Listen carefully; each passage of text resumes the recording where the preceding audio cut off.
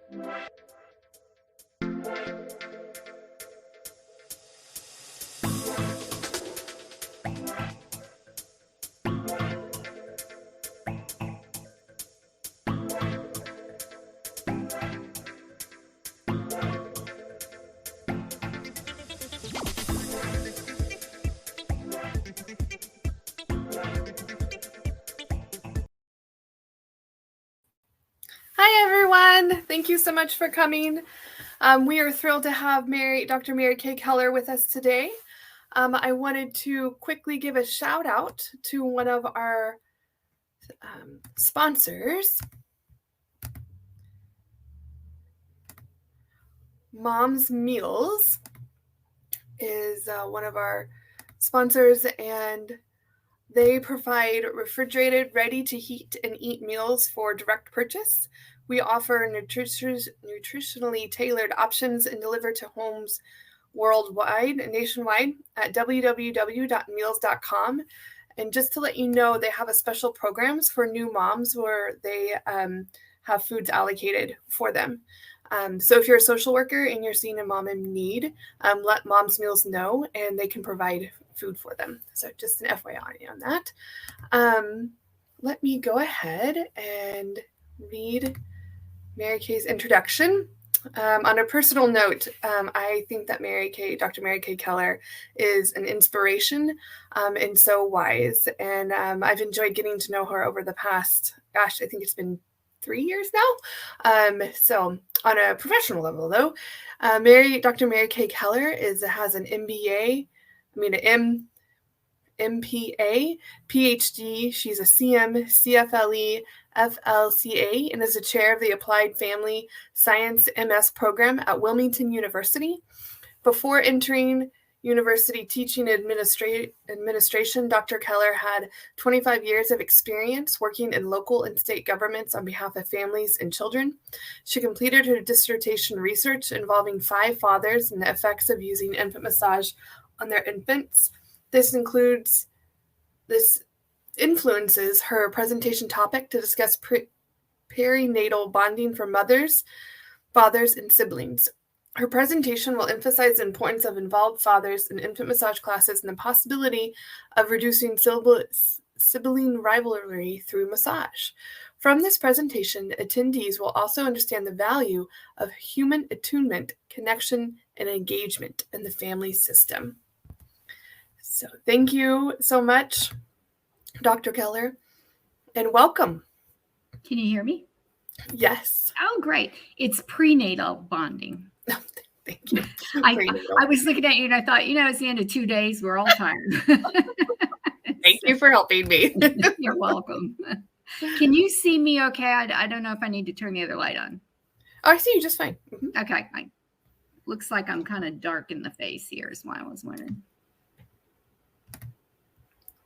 Okay, and you are on. If you need any help, I'll be behind the scenes for you. Okay, so I'm got to remember how to set up. Let me get my presentation. Hang on a second.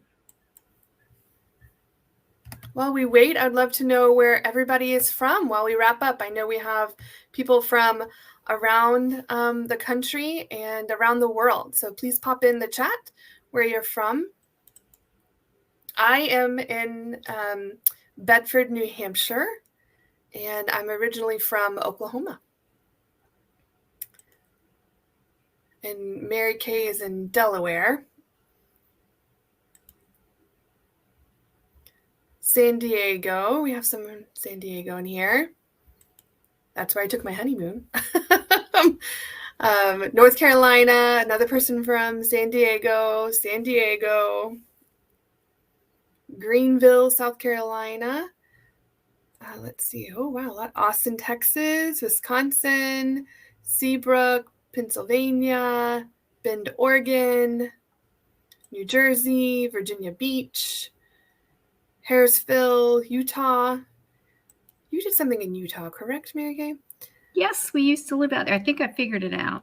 Oh, I see it. Just put it in presentation mode and we'll be good to go. And I just met one of our other attendees from Utah, and we had a great talk.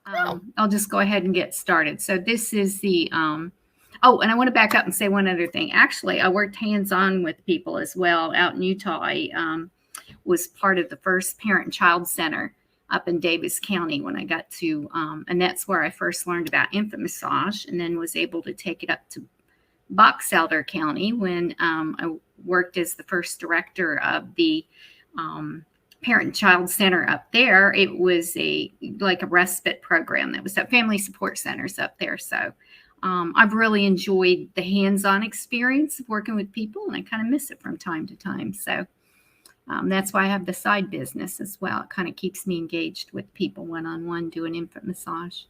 So this is the science of infant massage, prenatal bonding through attunement, connection, and engagement. I'm just going to go through the highlights of the slide because I actually have a video and some links that I would like to share with you. And I'm having a challenging time getting in and out of this presentation and getting to those because I'm going to do it in 2 stages. So an infant's hearing develops at about 19 weeks in the pregnancy. By week 20, they can hear the mother's voice and the voices around the mother. And when I first started looking this up, I found Dr. Gerhard Schaff, who's the leading expert on prenatal bonding. And Dr. Schaff's exercise involved the mother's relaxation and an internal dialogue with the infant. So what he would do is it almost sounded to me like meditation, because he would have her relax and he would teach her that she could have conversations with her baby. She could say things to the baby that she wanted the baby to know, or the baby, to calm the baby or to have the baby relax. And just the well-being of the baby was the focus of it. However, the potential to increase prenatal bonding with fathers and siblings through conversation with the infant has yet to be extensively explored.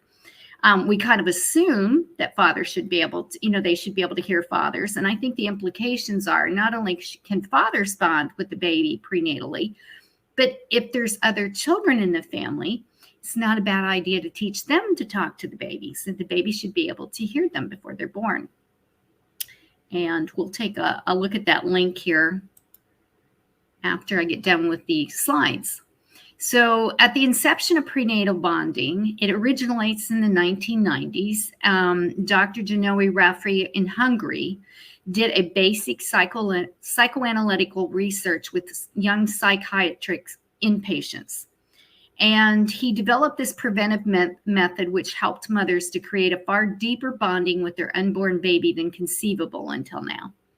Mothers can as well experience inner boundaries between themselves and their unborn babies, which is substantial for the emotional maturation of the baby.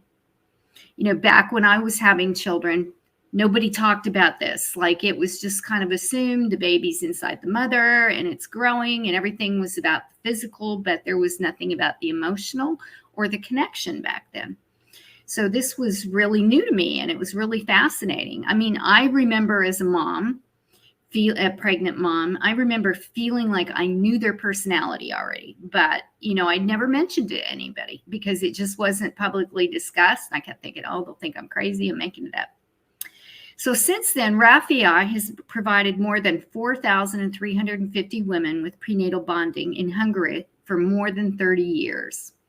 He carefully documented the outcomes by observation and found that the method has a profound effect on pregnancy and childbirth in general, and on the development of the child's personalities. Now, when we're talking about the effect on pregnancy, we're talking about the effect on pregnancy and childbirth outcomes.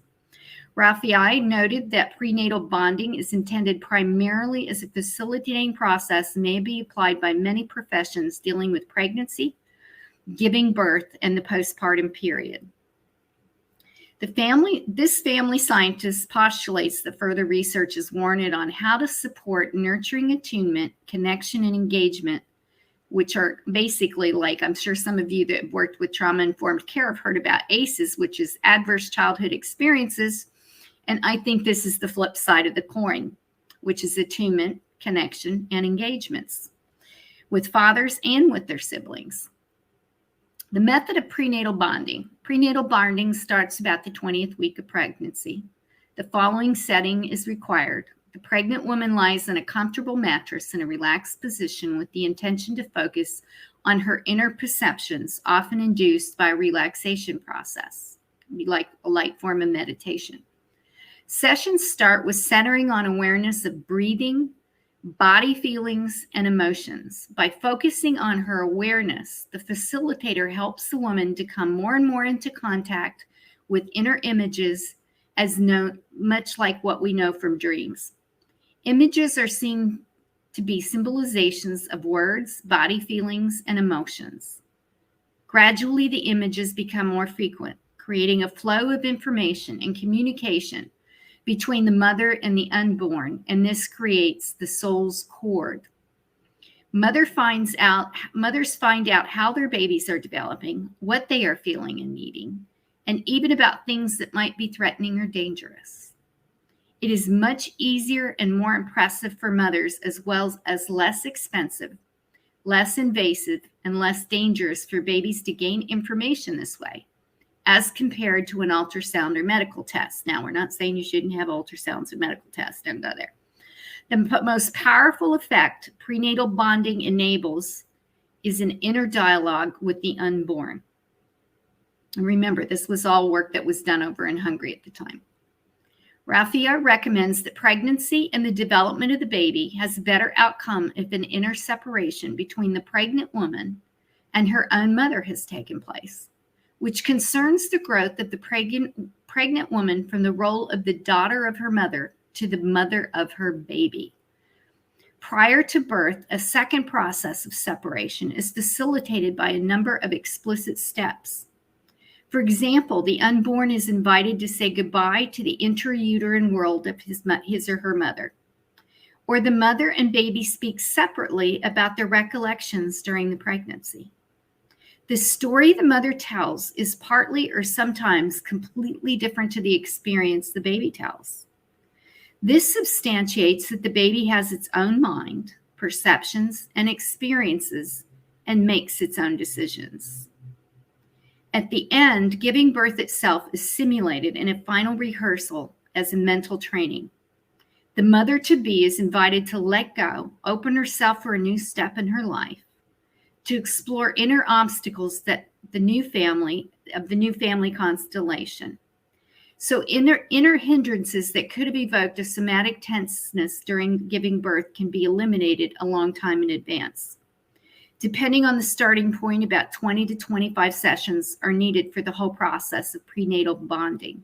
So I want to go back to that part where it talks about, and the mother and the baby speak separately about their recollections during pregnancy.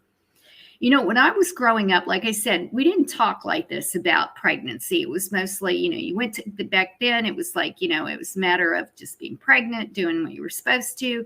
And you really didn't get a chance to even connect and bond with the baby sometimes at birth. There were, I know, like with my mother, for instance, it was in a hospital. They whisked me away. I didn't see my dad, until much later. I was then introduced to my mom. And this, a lot of times what I've seen in society, what goes wrong between parents and children is often what I call a form of childism that we're unaware of. Nobody's doing it on purpose. But for instance, One of the things that people used to say is babies don't come with instructions. And I'm constantly saying, yes, they do. You just want them to speak to you in words. And what they're speaking to you with is they're speaking to you through their emotions, through their crying. They're constantly communicating. The interesting part of this is that even among adults, 90% of communication is nonverbal. Only 10% of it, even as you're listening to this presentation, only 10% of it is actually from what I'm saying. You're also hearing the tone of my voice and the inflection in it and how I'm presenting the material to you and whether or not you're engaging and connecting to that material. So during this entire process, I think what's really important is for the parent to actually see the baby as a new individual who's come into the world with its own personality, with its own thinking, thoughts, and ideas that we have now, just because the baby has been a part of a human body, does not make it one with that person. And so many of us have had this experience. We have kids, and some of them are a lot like us, and sometimes they turn out not a lot like us. And, you know, how we feel about that can be liberating if we accept that they're a separate human being right from the very beginning. So the effects on the infant. Babies who are connected through prenatal bonding feel themselves to be seen and heard at a deep level. This makes them feel respected as they are and for their unique personality and situation. We don't craft them into the humans they become. We provide modeling for them to be able to see and hear what our behavior's like. Often I do family coaching as well. And sometimes I get calls like when kids start to go to school, again, when they start to go in, you know, about 12 or 13. And I find that traditionally across the board, that it's mostly because when they're at that earlier stage going into school, mom and dad start to see behaviors in them that either they can connect to or they can't connect to. And I guarantee you every time, it's the part of them that they don't see in themselves. So what might irritate you the most might be the exact thing that you don't realize you're doing that they picked up on. The same thing happens again when they're about 12 or 13 years old. And what I have often worked with parents is there's two things going on that stage. One is that our babies have grown into children. Now they become teenagers and they start to pull away. They start to develop what parents call secrecy and what I call privacy because they want to be alone. They're becoming more of that human being that you created. They're becoming more and exploring more to figure out who they are. And they need to do that a lot by themselves. And at that point, what we need to do is, you know, have an open door policy. You can come and talk to me anytime you want to, and then wait for that to happen. So the existence of a kind of personality, even during the pregnancy, has not been taken into account until Alessandra, and I don't know that I can pronounce her last name, Pontelli's research on twins in utero by ultrasound assessment in 1996. The very special communication between the mother and the unborn baby by the prenatal bonding facilitation creates a situation of a safe container. In addition, the reflections of the baby's feelings and perception by the mother allows for the fetus to expand and express itself so a profound self-esteem can grow. The development of the brain is intensely stimulated in the interest and trust of the baby in the outside world. They are now empowered.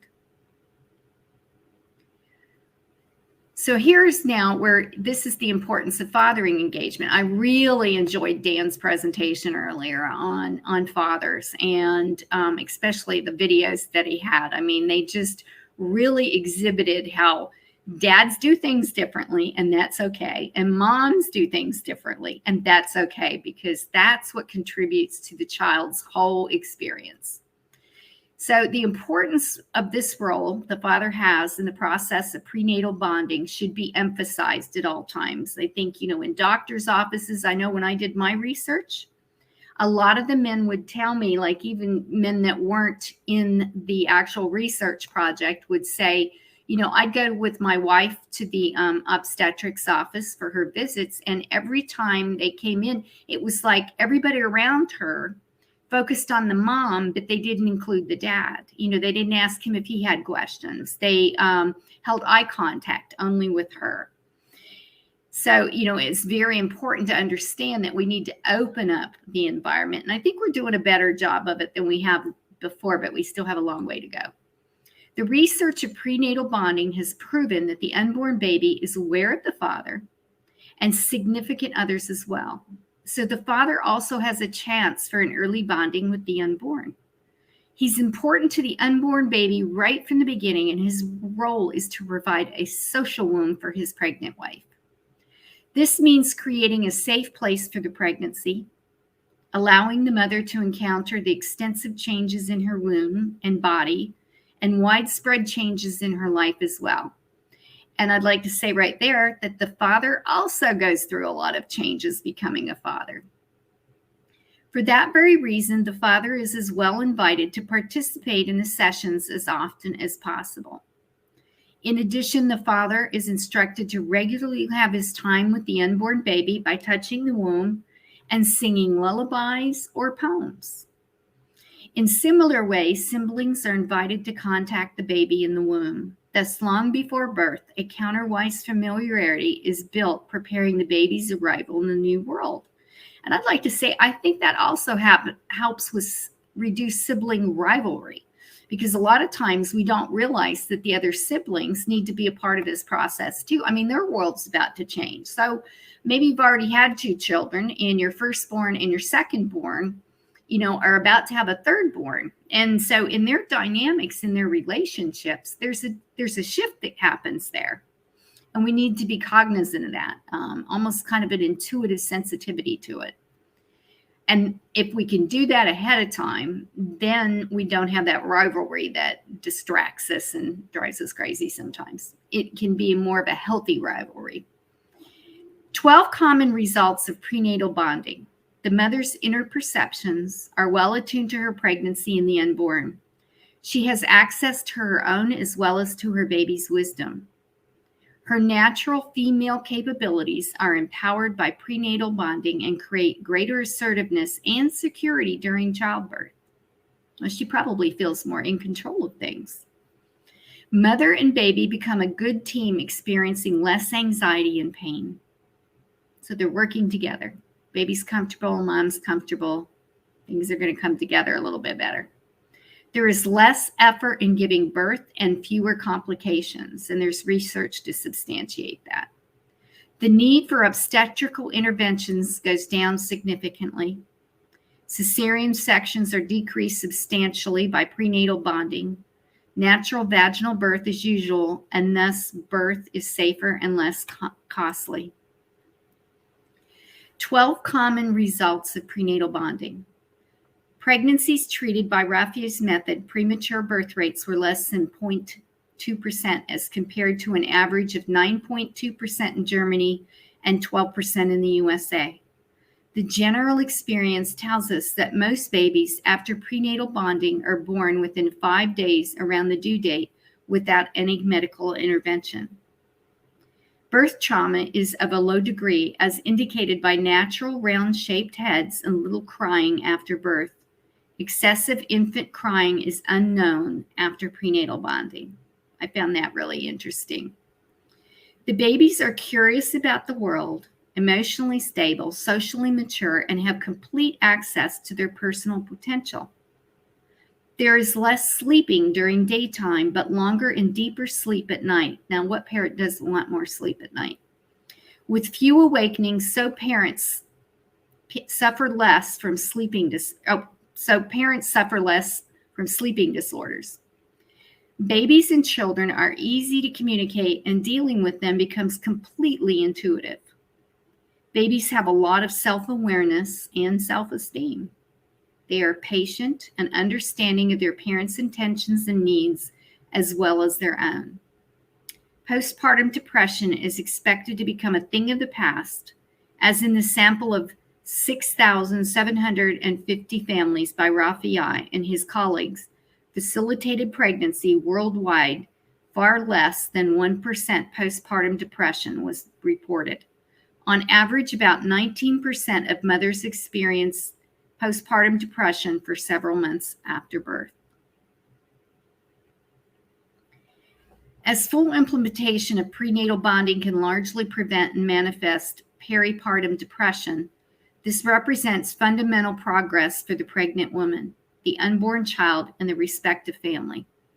Furthermore, postpartum, the appropriate and loving care of the baby that arises from prenatal bonding, is the optimal way to prevent psychological illness in this new generation. It can be assumed that for the first time, the taxonomy of Genoa Raffi's methods has succeeded in providing an appropriate psychodynamic explanation for the nature of peripartum depression. On the basis of my 40-year treatment experience as a psychiatrist and psychoanalyst, I venture to propose that prenatal bonding not only represents an excellent method of preventing mental illness.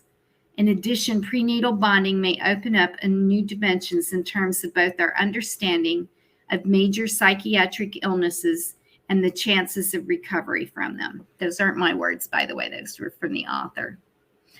So now I want to talk about what attunement is. Attunement describes how responsive an individual is to another's emotional needs and is marked by language and behavior which reflect self-awareness of the individual's emotional state. It has its origins in the attachment theory that underpins nurture group practice, and that was by Benethel and Boxall in 1996.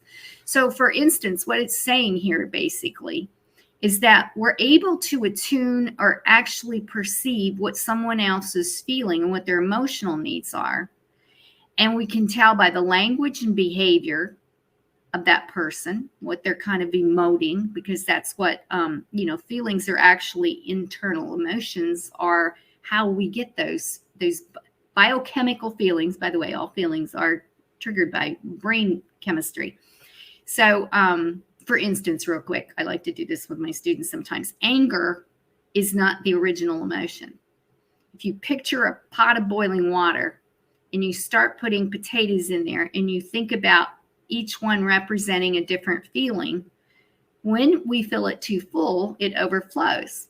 So I used to teach a divorce adjustment class, and one of the parts was anger management. And I would say, how do you feel when somebody cuts you off in traffic? And people say, oh, it's angry. And I said, well, let's talk about all the feelings that came up in that moment that person cut you off. A lot of people didn't feel seen. They felt like the other person didn't value their life, and the list went on, and they were pretty egregious. The interpretation of it caused this flood of biochemistry in our brain, which then we have anger. But people don't know we're angry unless we display that emotion. We may get mad, we may yell, we scream, some people throw things. That's the emoting of the feeling of anger. And unless we actually tell somebody we're angry, sometimes some people are very good at hiding those emotions, they aren't able to know that they've done anything. And so it becomes very delicate balance, if that makes sense. So we have to be engaged with our own emotional state in order to really perceive what someone else is feeling. And the reason for that is because if we're not aware of our own emotional state, we may perceive wrongly what the other person is feeling because we're actually projecting what we're not admitting to. So how do you practice attunement with infants and children? You tune into yourself. Like everybody right now, take a really deep breath and then slowly release it. And if you do that 2 or 3 times,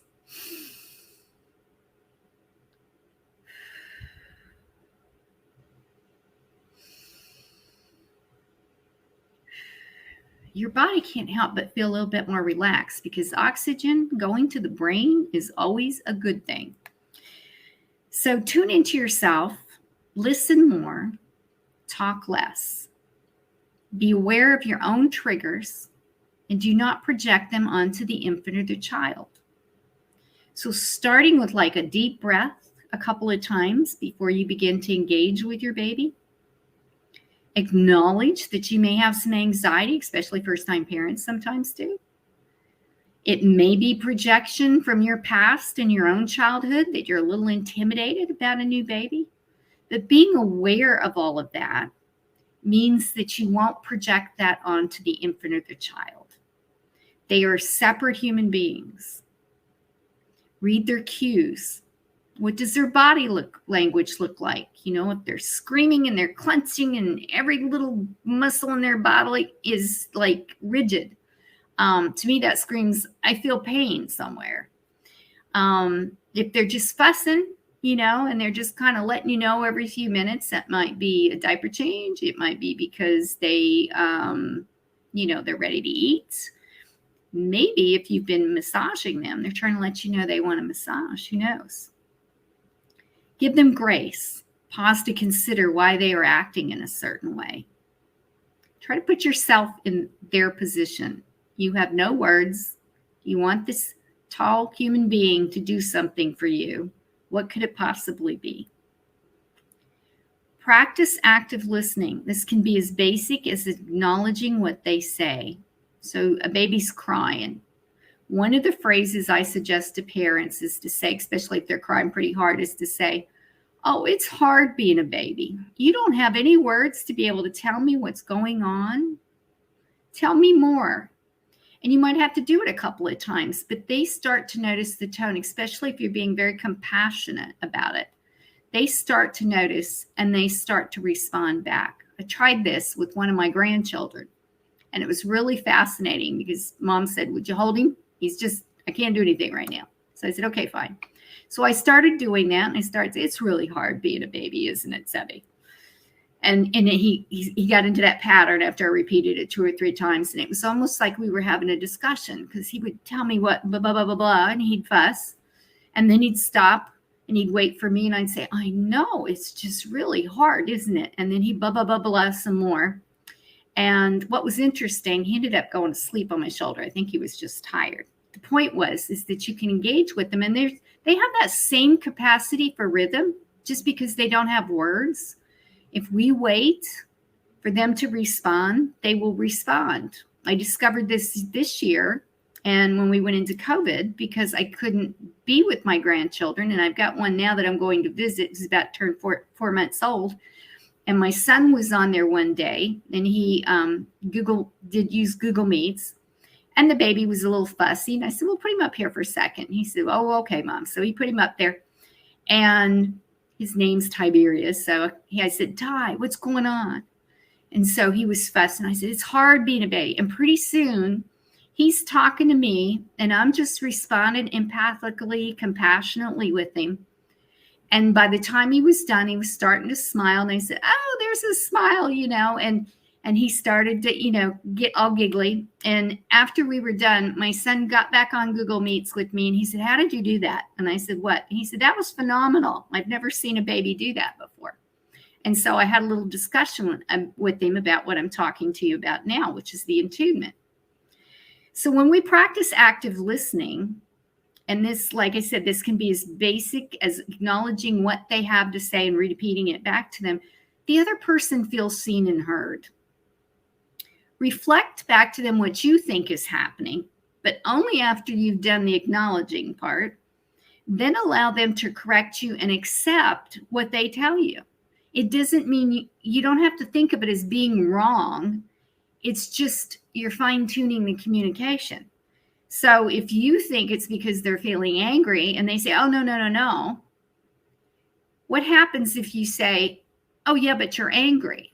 Well, that's like throwing gasoline onto a fire. What you need to say is, oh, you know, I'm sorry. I misinterpreted that. Tell me what you're really feeling. And then you move on. So it's just a matter of tuning the communication a little bit. Understand them through healthy, compassionate touch. You know, especially if you know the person really well, you know, say, I touch you, kind of sense that you're upset. And if they say yes, you know, go ahead and just lightly touch their arm. And if they say no, you know, don't take it personal. They're just not comfortable with touch. With small children and babies, You can start like with their hand or put your hand up on their shoulder. I found that with my youngest son, he really liked it when I would touch his feet. So I would touch the top of his foot and he would calm down almost immediately. Now, I did that long before I knew about any of this. So it was kind of just instinctual, which that's something I want you to cue into too. When you take those 3 deep breaths, I really think that a lot of what we're now discovering comes natural to most of us. For some reason, we've been taught to ignore it. So, do consider that when thinking about what we're talking about today. What is human connection? Human connection is a deep bond that's formed between people when they feel seen and valued. During an authentic human connection, people exchange positive energy with one another and build trust. Human communication makes you feel heard and understood and gives you a sense of belonging. And when we talk about bonding, for instance, that's biochemical. That really does happen in the brain. We smell. It comes through the senses mostly. I was going to say, I used to say it comes through every sound except taste, but then I realized that I saw a couple of parents that licked their baby, so actually that one is on the, it's still on there. So, but bonding is biochemical, and it's about being in each other's space, touch, communication. And bonding is something that happens multiple times, over a course of time. When we talk about attachment is an accumulation of those bonding sessions. And so attachment happens over time and continues to increase in its intensity throughout childhood and really throughout our lives, because we feel a lot closer to our parents, sometimes when we hit middle age. And so think about how that kind of starts from the time we're born and it morphs throughout our lifespan. Types of human connection: family relationships, friendships, acquaintances, romantic relationships, sexual relationships, work relationships, situational relationships, and they called it situationships. So you get to read the book or read the information later and dig into that a little bit deeper. Connecting with others is more important than you might think. Social connection can lower anxiety and depression. It helps us regulate our emotions, lead to higher self-esteem and empathy, and actually improve our immune system. By neglecting our need to connect, we put our health at risk. I found it very interesting when COVID hit, because one of the first things I started noticing was on social media that you had people who were having meltdowns. They couldn't stand being locked up with their own family. And sometimes it was parents going, okay, now I've got a homeschool on, which meant they had to take on something, all new. But it really put a lot of stress on people. Some of that I really do believe is that we have stopped connection in its most natural form. One of the things I noticed even prior to COVID was when I go out to eat, I started noticing that because we now have all these digital things, I wonder sometimes if I get a little addicted to my own, that we're not used to really communicating. A lot of people aren't. So I'd see families out, and even the kids would have a phone. The parents had a phone. Everybody would sit down, they'd order, and then promptly go to their phones. And I remember observing it and feeling really sad, because I thought they're missing that eye communication. You actually get biochemical responses when you stare into each other's eyes. Think about young lovers, how they love to look in their eyes. Think about when you first have your baby, all you want to do is stare into their eyes. There's a reason for that. Biochemically, we are stimulating oxytocin and other love hormones that make us want to connect with somebody. So if we're constantly on the computer or if we're on the telephone, that's not a form of connection. And I think it makes people pretty miserable. It also can undermine the connection in the family as far as the relationships are concerned.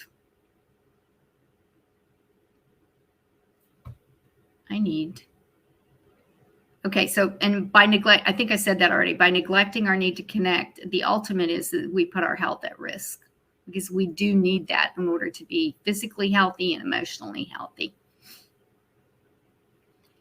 Engagement is a process of attunement and connection within a family that engages in an interaction and a variety of developmentally appropriate activities.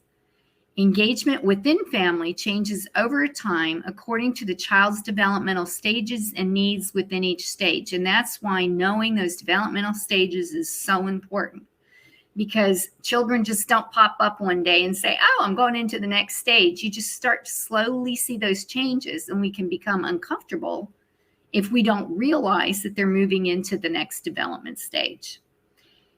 So, for instance, when children get private, and I get parents who would call because, you know, their children are now trying to set a privacy boundary. And they would call me and they would be kind of upset. And what I realized looking back on my own experiences with my kids is right about 13, two things start entering parents' mind. One is they start realizing that their child now becomes fertile, right? And if they haven't been having those discussions about how your body functions and giving appropriate names to what, you know, what your body parts are, they suddenly are not going to be comfortable talking to their child about sex. And what did a lot of teenagers, I know, especially in my generation, mom or dad would come in and sit down to you want to explain to you, you know, how babies were made. Well, kids would do this. Please don't, you know, I'm so uncomfortable. That has to be promoted. I'm not saying you tell 6-year-olds how babies are made. What I'm saying is that you start realizing that from birth, not only is that a separate human being, but that they have genitals, that they have what they need when they're an adult in order to be reproductive. And so we need to give them the appropriate body parts, and we need to talk about it, you know, like when we're changing a diaper, you know, say, oh, that must feel funny to you. I know, you know, mom, dad, I'm just wiping you down so you'll be all clean, you know, have some kind of a dialogue with them while that's happening. And so as that grows over time, I mean, even potty training could be impacted by that. It could be so much easier. Because who knows if children aren't kind of resisting that because they're now uncomfortable with, you know, not only trying to learn a new behavior, but with you being so focused on it at the same time. So now I've lost my train of thought. Now I hate that when I get off on a little tangent like this. Within each, I was talking about teenagers. The other thing that I think that happens when children turn about 13 and they start becoming more reclusive or setting their privacy boundaries and wanting to be alone is I really do believe, and I've tested this theory with my parents by talking to them when they call me, because I get more calls at that stage, is that we also are entering a new stage. And what happens is just like, you know, just like we all have a death date. I was sharing with somebody recently, you know, the reason I'm wearing a cap is because I went through cancer treatment. And I said, now I am acutely aware every day that I have a death date. Well, we always did. Well, the same thing with our children. It's not about death, but it's about them becoming an adult. From the time they're born, they're growing up to become adults. And we measure that in a society by becoming independent adults. But they can't do it overnight. So they start practicing from about 13 or 14 years old. They start trying to set boundaries with us. And yes, you know, we have to be the adult in the relationship and make sure that they're safe. But getting them to set safe boundaries and being engaged with them through that conversation can make such a huge difference. Because what's really going on at that point is all of a sudden, mom, dad, whoever the caregiver is, becomes aware that this child's going to turn 18 one day. And I think what happens is there's a bit of a grieving reaction that happens. And so we can get the teenager pulling and the parents pulling, and things just aren't fun there for a while. Versus if we know those developmental stages and we know what's coming, and they start to set boundaries, and we kind of teach them how, you know, what's acceptable boundaries, what's not acceptable boundaries.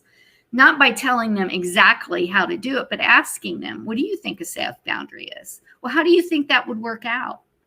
And what do you think the consequence with that would be? You know, they need to be coached like that, just like we need sometimes to be coached on parenting. When engagement is dynamic, when it's applicable to the age and the stage of development and practice over time, it results in a healthy adult-to-adult relationship that endures over a lifetime. One of the saddest things I think I've ever seen is when I got into AARP. There's a whole section there where there are grandparents talking about not being able to see their grandchildren. And the dialogue that goes through there, I mean, you know, whether you think it was their issue or their child's issue is not the problem. The problem is that everybody's in pain and nobody knows how to bridge that pain to be able to get back to getting that relationship back. It's so much easier when we do this over time from 0 to 18. Ideally, according to ecological theory, when the community and society embrace a healthy system of interaction with families, it supports the families and the children and society. How to ace with the baby in pregnancy. Bonding through touching the mother's stomach with permission, talking to the mother's stomach, calling to the baby, sharing the baby are all opportunities to attune to the baby. Connect with the baby and engage with the baby. Talk can become a game as well. It can actually be quite playful. Reading stories and singing to the baby are also appropriate activities to ace with the baby. Develop family time around the mother's stomach. Be conscious that the infant can hear all conversations in range of the mother. It is important that conflict is resolved or conducted respectfully for the infant's emotional comfort. Encourage siblings to interact with the infants while in utero, talking to the infant, games, reading, story, etc. Be mindful violence on TV is not discernible by the infant. However, the infant hears everything you hear. Further research should include exploring how negative conversations impact an infant during pregnancy, traumatic events, domestic violence, racism, sexism, childism. Infant massage has a milieu of benefits, including supporting brain development, emotional, and physical development. Premature infants leave the NICU 6 weeks earlier than anticipated. After birth, infant massage is the perfect opportunity to attune, connect, and engage with infants via the mother, father, and siblings.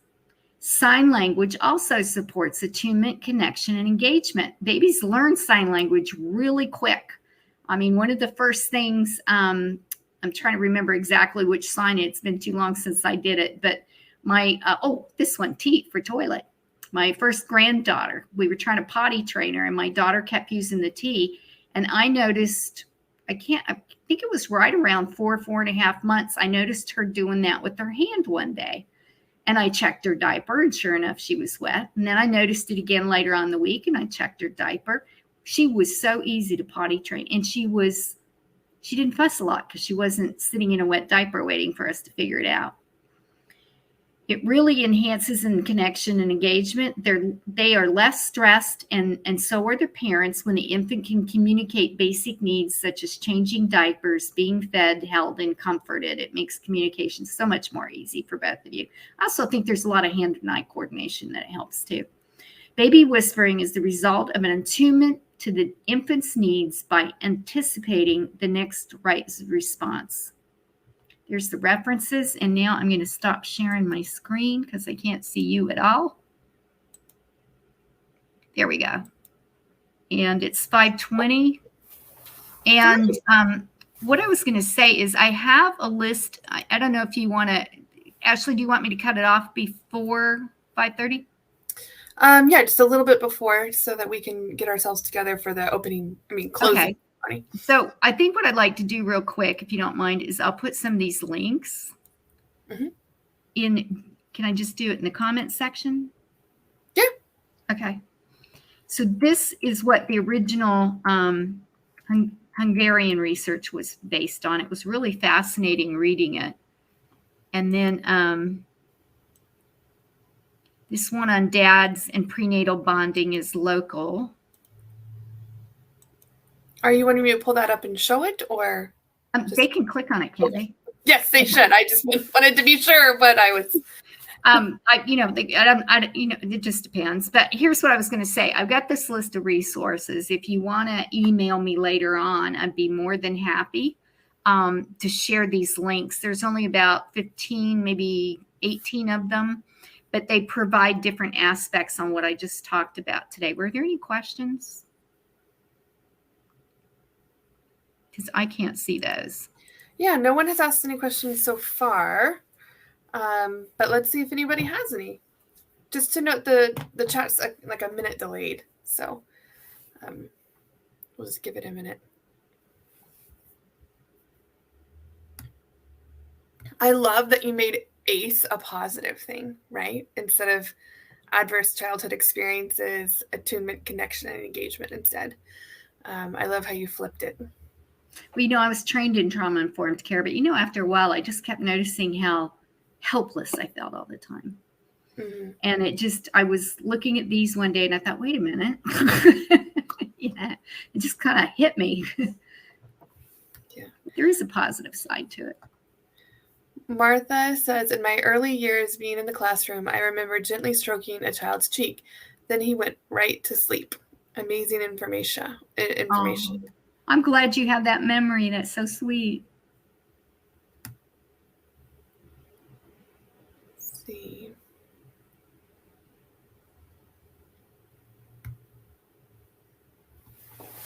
We'll give it another minute. I get too excited sometimes and I don't realize it, and I smear my lipstick. I couldn't see. Mine wore off a long time ago. You guys do an amazing job on this conference. It's so fascinating, and I can't wait to watch the videos from some of the ones I couldn't see. Yeah, me too. I really enjoyed Dan's today. Those videos were so funny. He sent them over to me so we can include them. Yes. Okay. No one has any questions. So thank you guys so much for coming to Dr. Mary Kay's session. And if you guys stick around for 7 more minutes, we will have the closing ceremonies and also announce the winners of the raffle, along with the scavenger hunt winners as well.